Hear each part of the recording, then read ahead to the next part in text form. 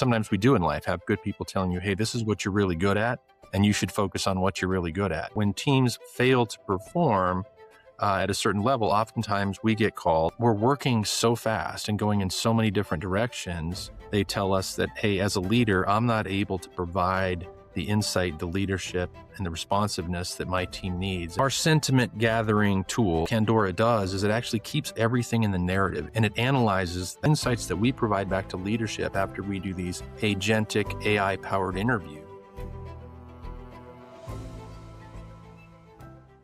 Welcome to today's episode of the Consulting Growth Blueprint. We have a very special guest today, Nick Lepetsos, a managing partner at 3 Peaks Leadership. Nick has spent over 30 years building, leading, and coaching teams. Nick's work is especially important because a lot of companies don't realize their performance is holding them back until things have already broken down. He helps fix that before it impacts their growth. Nick's journey is a unique one, from running a $250 million bank to co-founding blockchain ventures and now helping executive teams perform at the highest level.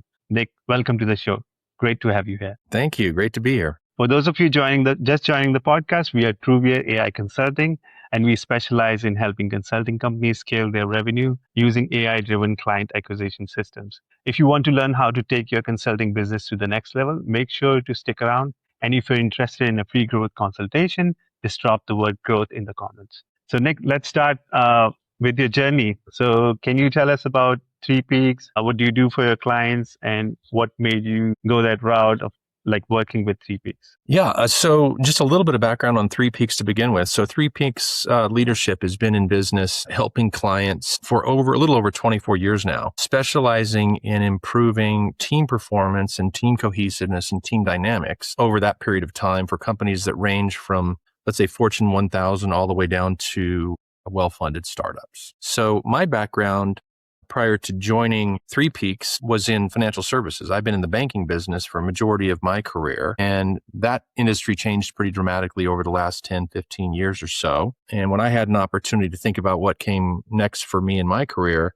I basically did a lot of listening to the people that I had led in the past, people that were on my teams that I felt really excelled under the leadership that I provided and the culture that we had established as a group. So I went back to a lot of those folks, and I think across the board, they said, listen, rather than spend the rest of your career in the banking business, which is changing and not necessarily a great match for my skill set any longer, they encouraged me. They said, why don't you take your leadership skills and your management skills and try to enable others in other lines of work and in other companies with that same approach? Because I think these are folks that if they would probably say anything, they would say that they were able to achieve their highest level of performance under the leadership of companies that I was with and in the culture that we created. So it was a great testimonials for me, and it just kind of spurred me on to go into the consulting business and see if I can take what I've done successfully over the last 30 years in the financial services industry and apply that to the teams that need it within general commerce.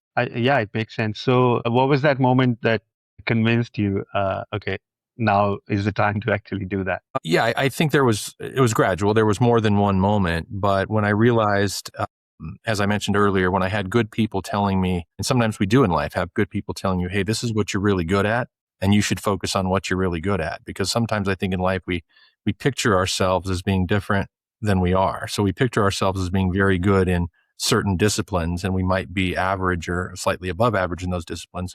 But it's harder without help to find out what you're really good at until people tell you that. So that was the critical factor for me choosing this industry. Yeah, that makes sense. Moving on, you described 2 different programs at 3 Peaks. One for teams that are already struggling with performance, and other for teams that more startup kind of environments that are moving fast but starting to lose alignment.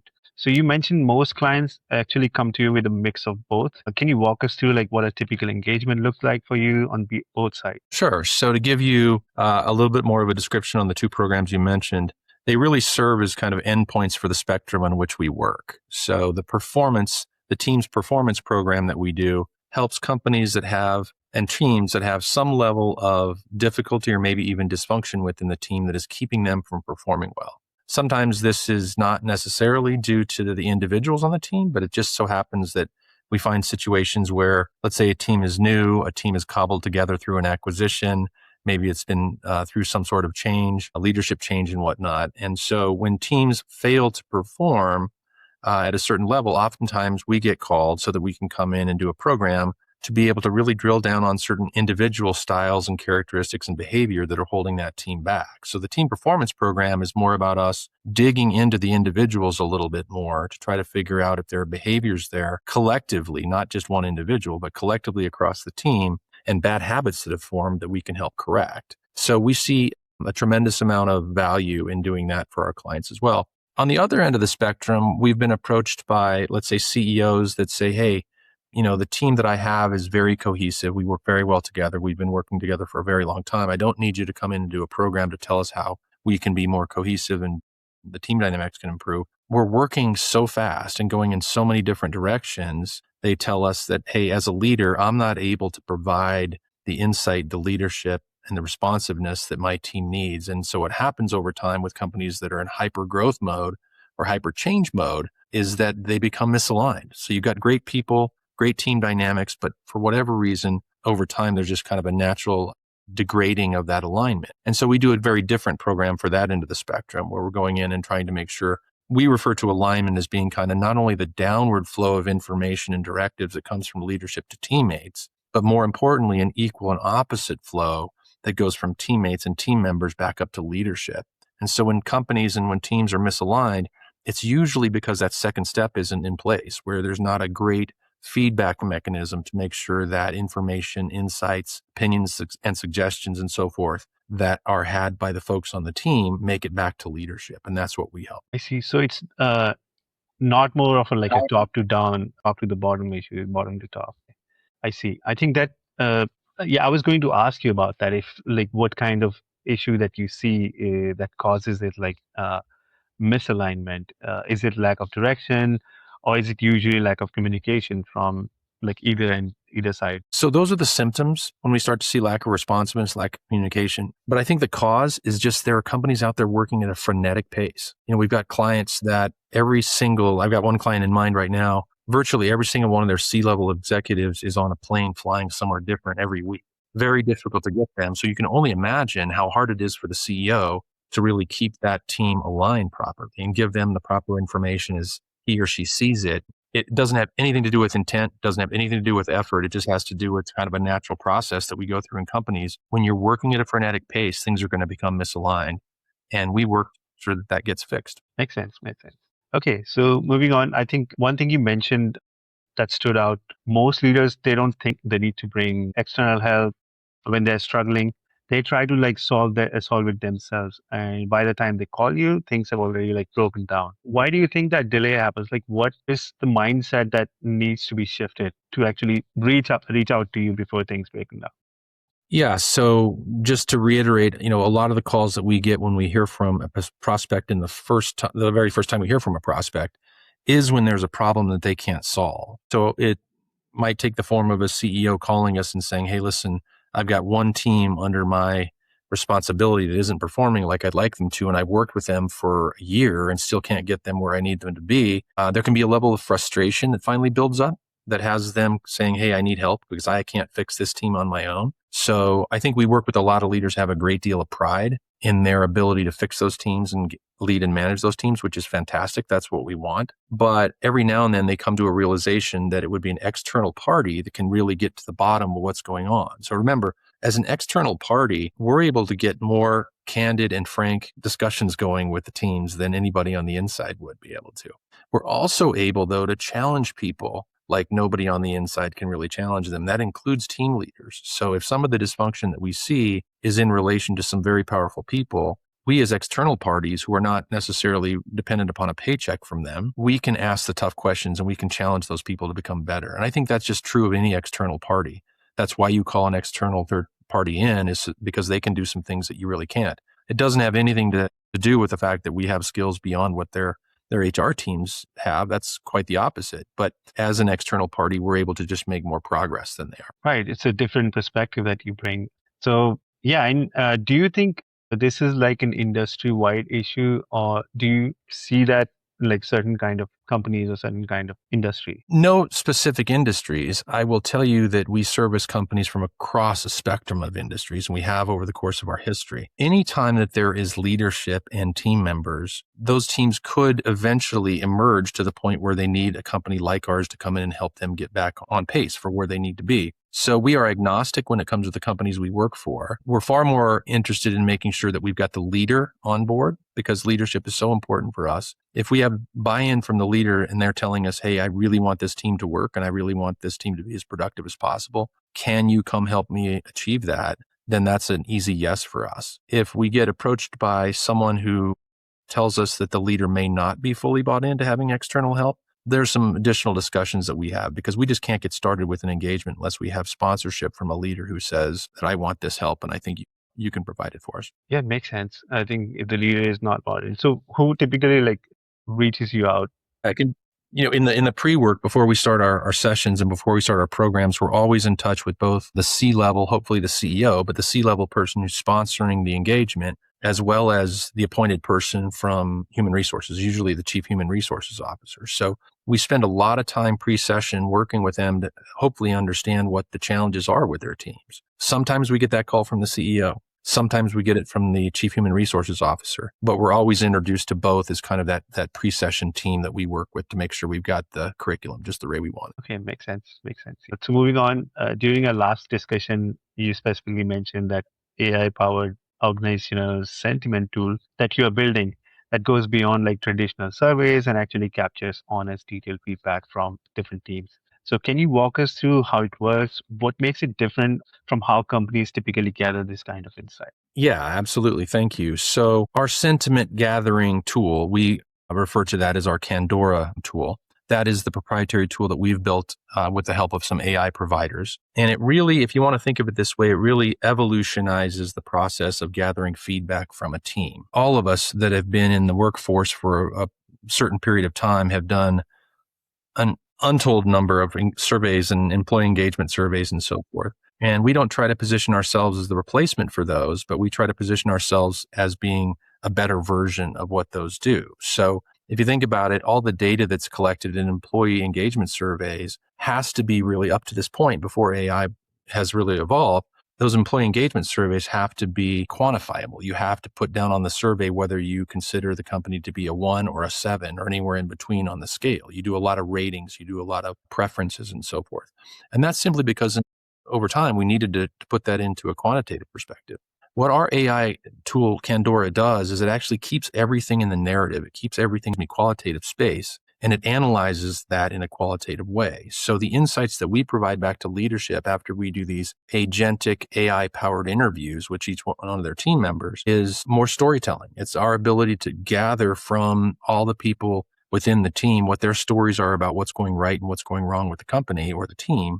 And then AI on the back end helps us synthesize all of that. So we do that in a way that provides utmost confidentiality. So we don't necessarily know who's providing us what responses, but all those responses are kind of analyzed at the same time by the AI engine to determine if there's some commonality in those things.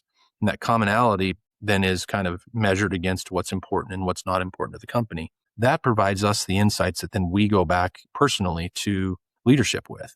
And it provides incredibly relevant information, incredibly timely information, and incredibly actionable information, more than we've ever been able to get from employee engagement surveys. So think of this as being not a periodic check-in as far as how the company's doing through an employee engagement survey. Think of what Candora could provide as being more continual intelligence about what's going on in teams and companies, so that the changes that leaders need to make are incremental at that point.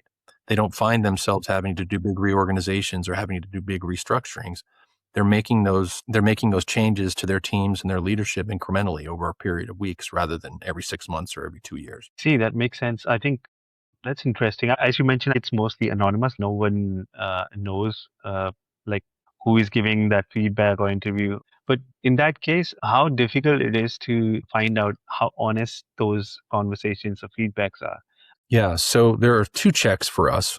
The application has built into it. So the first is kind of a quality check, let's call it. So AI and the magic of AI has the ability to look at the responses. And by the way, I should have mentioned, these aren't responses to single questions because the AI itself generates follow-up questions for See. respondents. So they answer the first question, and let's say there's some element of negative sentiment that the AI has picked up on, that the agent has picked up on, then that particular person gets tailored follow-up questions that are generated by the agent. So that's where all the rich data comes from. And the two features I was mentioning, one is kind of a quality score. So if you have someone that is just kind of turned off to surveys or exercises like this, and they answer in very short, stubby questions and responses, they provide very short responses, the AI knows that, and it actually scores them very, very low and kicks them out of the analysis. And on the other end of the spectrum, because this is done from time to time, if we have someone that decides they're going to use another AI agent to be able to answer the question because they want to save time, it picks up on that as well and tells us there's a fraud risk associated with it. And basically, it's identifying those responses that might have come from AI. So a couple of checks that are built into our system allow us to filter through any responses that are not worthy of being considered. Yeah, it sounds like a very robust system. Good, thank you that you explained to me. So moving on, I think let's turn the lens on your business for a moment.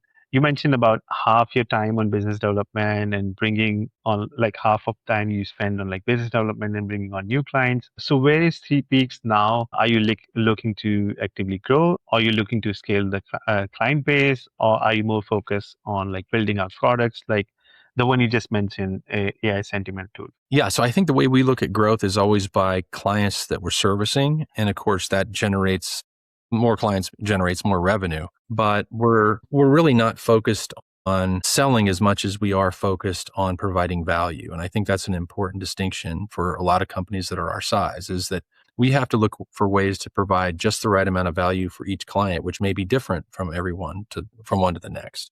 If we do that, then obviously the revenue side takes care of itself, and we certainly would like to grow that as well. But what we're looking to do with Candora, but also with our traditional programs, is just reach out to companies that may not be aware of what we do and have been doing successfully for 24 years, so that in the event that they, even if they don't have an emerging problem today, we would love to be their first phone call if they say in 6 months, say, wow, this team is not performing, or I'd really like to take advantage of bringing AI into our HR process. That's what we hear from a lot of CHROs, is they're saying, we're getting pressure from CEOs and from boards to be able to bring AI into the HR process within our company.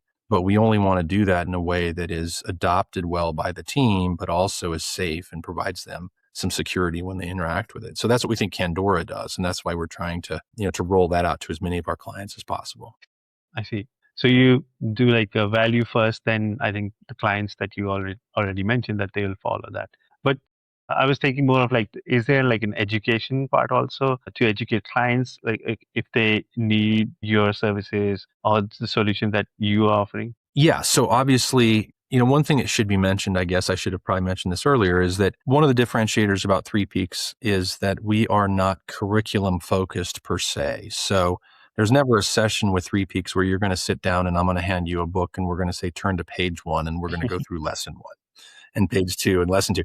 I think that's kind of a paradigm that has had its time in the past. But the folks that we are doing business with now don't appreciate that when they're a CEO and they've been working, or a CFO, and they've been working in the corporate world for 30 years, for us to sit down and tell them that they need to learn how to be better leaders and better people. So our approach and our focus is not curriculum based at all. It's awareness focused. And that simply means we have exercises, we have facilitated discussions, and we have tools that we can use to bring about awareness on a given team and within a given leader. Things that they are doing that are either disruptive to a team potentially, things that they're doing that could be done better. So we focus our entire time with our clients on awareness, bring that awareness to every individual. Maybe it's bad habits that they've fallen into. Maybe it's the things that they've forgotten to do for their teams that they used to do at an earlier point in their career. Pretty much everybody we deal with doesn't have to be taught anything.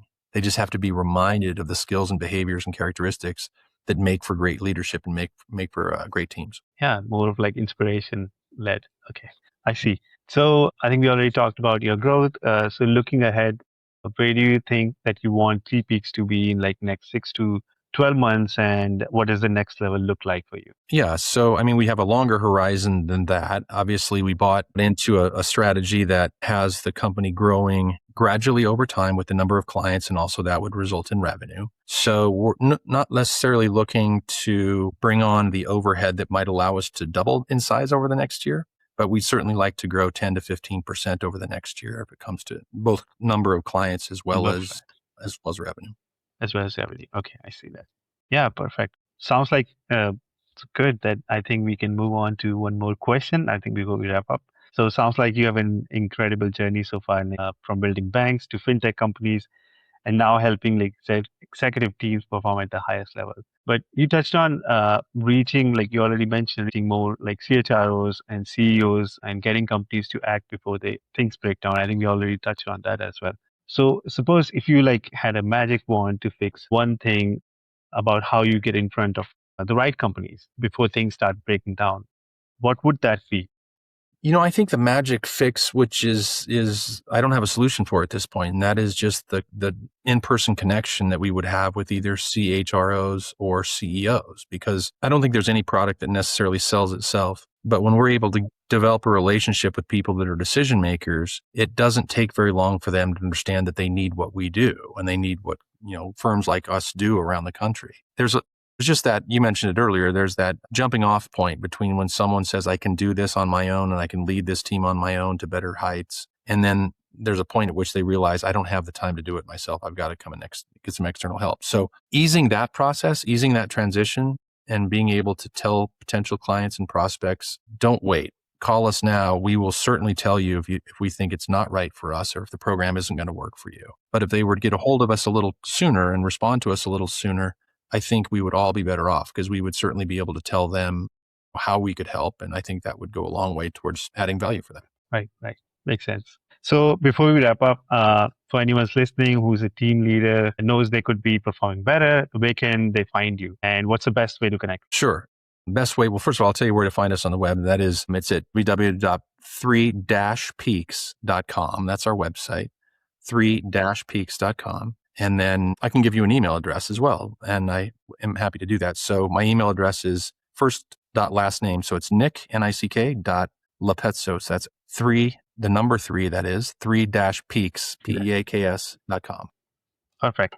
Nick, this has been an amazing conversation. Really appreciate a lot of insights that you have given to us and our viewers. I know our listeners will be getting a lot of value out of this.